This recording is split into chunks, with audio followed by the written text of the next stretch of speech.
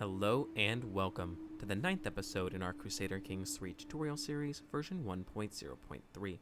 Today, we will be taking a look at hostile schemes, righteous imprisonment, and tyranny. So, to begin, hostile schemes are essentially the direct counterpart towards personal ones. We discussed these a bit in the vassal management episode, and they are essentially the friendly ways you can use your influence, seduction, romance, or befriending as examples to try to increase character opinion of you, get it above 0, and hopefully that discourages them from trying to murder you, joining factions, things of that nature.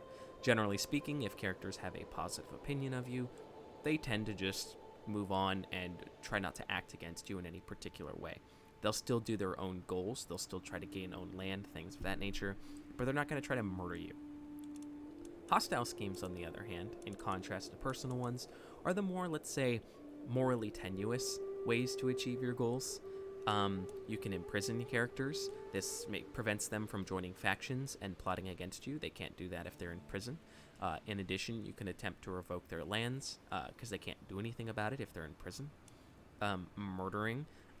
You can use this to inherit titles you are in line to claim. In addition, you can use this to get rid of vassals who would normally be unswayable or just particularly hate you. A good example of this is if they're your rival. So if we go to our relationships tab, we actually have a vassal here who is absolutely despises us. They are our Prince Bishop, minus 76% here. And if you can see, if we go to our sway bar, there's only a 65% chance to increase their opinion after 22 months, so it takes almost 2 years. And in addition to that, it only increases their opinion by 25. Meaning it's very, very difficult for us to actually get this character above 0 opinion. And even if we do, there's no guarantee that he won't still be our rival. He is a vengeful man. If he was ambitious, things of those nature, deceitful, he might still try to kill us anyway. So having rivals that are very powerful can be very problematic. In this case, he's just a count, so he might not get too much done. But just as an example, that's something you want to keep in mind. In addition to that, if there is another character that's particularly difficult to sway, once you sway a character once, it reduces the chance by 10. So let's say we swayed that Prince Bishop, he'd go up by 25, and then the next success chance would go from 65 to 55, so it further gets harder and harder to sway characters. So, another important note when I talked about inheriting titles, if you go to your Issues tab, it will simply tell you here if you are third in line or higher, so you'll actually get a notification.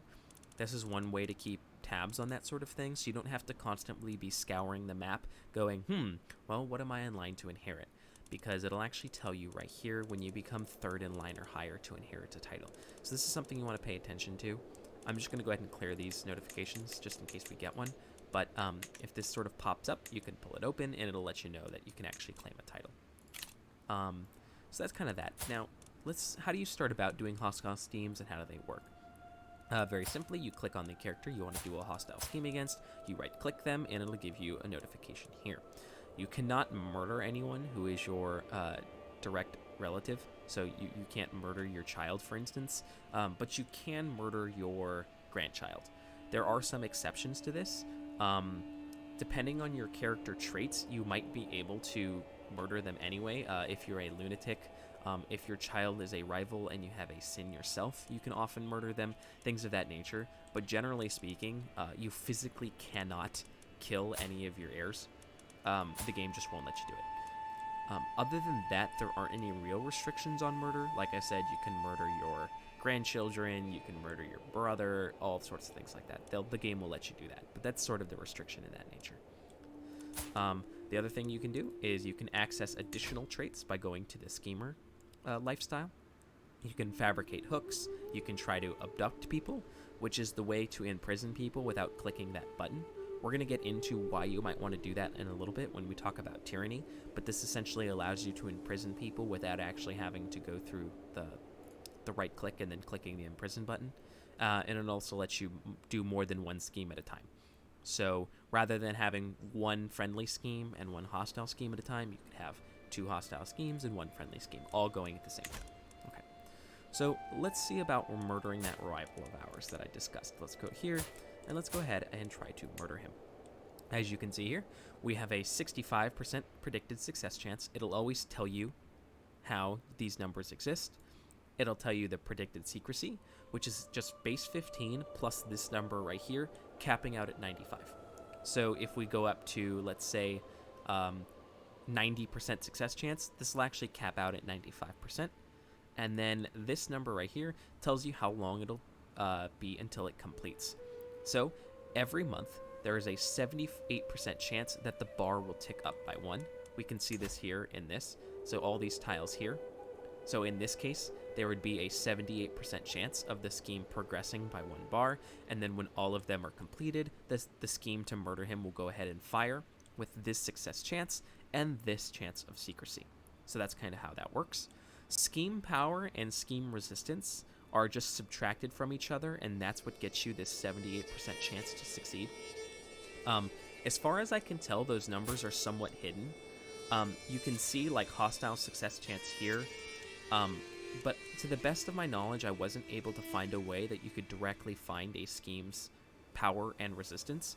You can find the modifiers that affect it, i.e. from agents, from your own intrigue, things of that nature, but I couldn't find the hard numbers in the tooltip.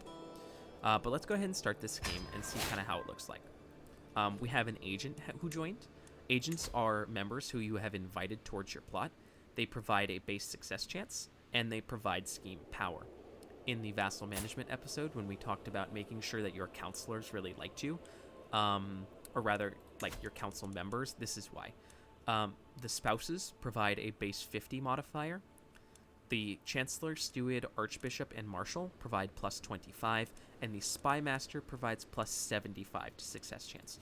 So that's why it's very important to keep your Spy Master happy. He will provide a flat 75% success chance just from being your Spy Master. You can see the from intrigue here.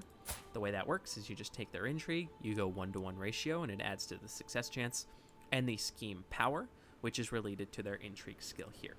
Okay, in addition to their lifestyles and things of that nature. So that's how you do that. You can invite new claimants by going like this. It'll show you the ones who refuse. The game will automatically invite anyone who already wants to help you at the beginning. So everyone who will automatically help you will automatically get invited, like this man right here. And then it'll simply list people who can be convinced. It'll actually say can be convinced right here, and it'll show you what you have to do to potentially get them on your side. Typically, that will involve a gift of gold.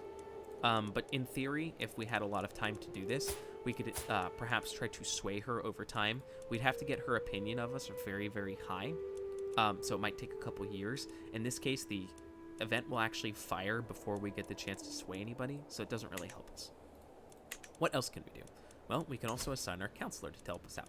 So if we go to support schemes, as you can see here, our chancellor is quite good. He has a plus 20 intrigue, just from his modifiers, and then in addition to that, increases the scheme success chance by another 15. This is half of his intrigue skill. This is 1-to-1. So if we go ahead and click on support schemes, all of a sudden, let a day pass, and we have now gone to an 80% success chance with a 95% chance of secrecy. So very, very good here. I am pretty okay with this. I am just going to kind of let this roll so we can see what happens here. We're going to let some time pass. There will be events that fire that can potentially increase the scheme, decrease it, reduce the secrecy, all sorts of things. Basically, any one of these numbers can get modified through events, so something to pay attention to. In addition, because we provided that additional scheme power from our Spy Master, the 15 extra, as you can see here, we went from a 70% chance to a 90% chance to progress each month, which has reduced the mean time to happen by quite a bit. That generally becomes more important as the times get really, really large. So if we were trying to, let's switch over to the Kingdom of Italy, for instance. If we were to go over here and we were to murder my character I was just playing, I can't apparently, because I tried to murder myself in the past. You can see here 34%, 49% secrecy, and 3 years, right? So if you increase this 30% to 50%, all of a sudden you go from about 3 years to about 2. So it can drastically increase the amount of time, just increasing your power by just a little bit. The first couple numbers are way more important. A base 5% chance has about an 8-year timer. So if you have no modifiers or they have really high scheme resistance, it can take you almost 8 years to fire an event. So something to keep in mind as well. So let's go ahead and switch back. We're going to let this roll, and then as time passes somewhat slowly here, we're going to go ahead and talk about righteous imprisonment. So the way righteous imprisonment works is that if I try to, say, imprison my wife, you're going to notice that it say this is going to cause an act of tyranny. All subjects will lose 20 opinion of you, in addition to all the other effects, right? So in general, when you imprison someone, everyone who's direct family, so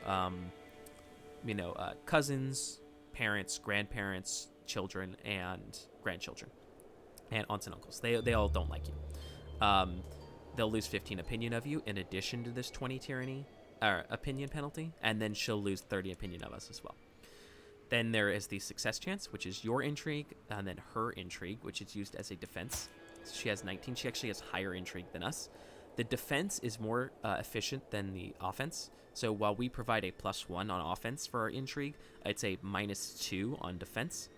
Her opinion of you also increases the chance, because if they like you, it's more likely that they'll let you go ahead and potentially take advantage of them. For instance, if they absolutely hate you, if we go back to our rival here, and we try to imprison him, you're going to see that his -38 opinion, because he doesn't like us, so he doesn't trust us. He's not going to let him get close to us and potentially do that.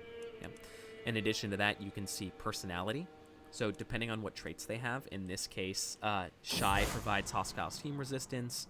Vengeful provides hostile scheme chance versus rivals, things like that. So that's where that modifier comes from. Rank difference.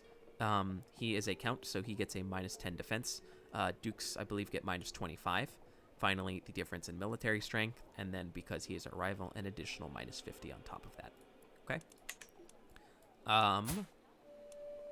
Apparently, our rival has become a true example of Catholic kindness. Okay, cool, great. We're still gonna murder him. Okay, so that's how you get tyranny, right? And so basically, all tyranny does, as you can see here, anytime you revoke a title without a claim, imprisoning someone for no reason, you can actually see it here, you get a tyranny penalty. This is somewhat counteracted by being dreadful, as we talked about in the vassal management.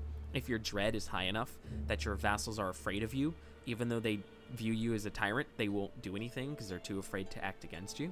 That's essentially the one way to combat tyranny. There's no real other way to do it, because if you're trying to be friendly with everyone, a 20 opinion hit every time you do something tyrannical, you're not going to be able to keep up with that. But that's sort of how that works. Now, righteous imprisonment, on the other hand, lets you get around it. So that's the two ways around it. The first one is to kidnap them. That gets around the tyranny penalty, assuming you don't get caught, of course. And then the other one is to have a righteous imprisonment on someone. There are a couple ways to do this. First and foremost, if someone has committed a crime, you view this in your faith view as a reminder in this section right here. So if someone done anything that is witchcraft or female adultery or deviancy or kinslaying, you can just arrest them outright. You no longer suffer a penalty. Someone who is shunned, you don't have the same ability, though. So shun does not give you it. It just gives opinion penalty with everyone, but it doesn't provide it. In this case, as I was looking through, one of my daughters has actually committed adultery. Her. So, no, sorry, not her. I apologize. Her here. So, as you can see here, if you fornicator, this is a crime to us, because this is the female trait of adultery. So we can revoke her titles for free, we can imprison her for free, and everyone gets a -5 opinion modifier of her.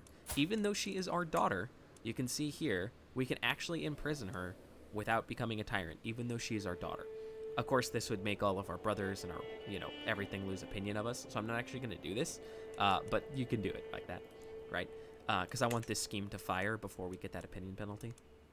Her lover is this man here. He is the male version of the adultery trait.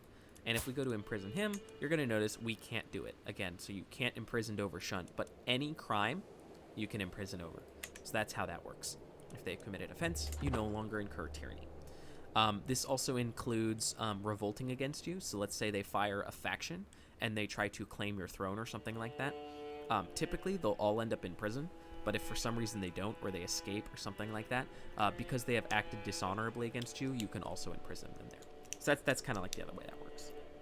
And in a nutshell, that is how righteous imprisonment and tyranny works. And we're going to go ahead and let this hostile scheme fire. Okay, so we have an event. Prince Bishop to scare a local mystic, dubious morals, yada yada. So one of two things happens. We can gain some murder scheme progress, and we can give him a moderate health penalty. Or he can potentially gain more vigilant, 2 extra months. Or we can lure him with false sense of security. He can get a medium health boost, or we can lose progress. Whatever. We'll just go bad omen for the bishop. And he gained bad health benefit. Okay. And then lastly, the last thing we're going to talk about is stress. So, as you can see here, anytime you act against a trait that you have, you gain stress. So, in this case, because we are impatient, we are going to gain stress as a result of trying to wait on the scheme. There's a couple reasons you might want to do this.